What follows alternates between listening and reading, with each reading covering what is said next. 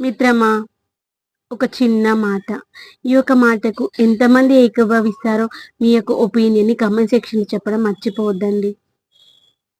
మనము ఈరోజు తినేసి నైట్ నిద్రపోయాము అంటే ఉదయం లేసేసరికి మనము బ్రతికుంటామో, చనిపోతామో తెలియనటువంటి దుస్థితిలో ఉన్నాము. అవునా కాదా?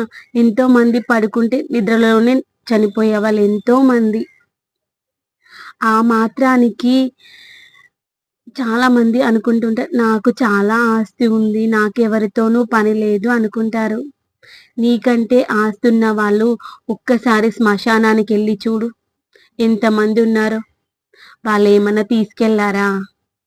నువ్వు రేపేం తీసుకెళ్తావు? ఎవ్వరేమో ఏమి తీసుకెళ్ళలేము.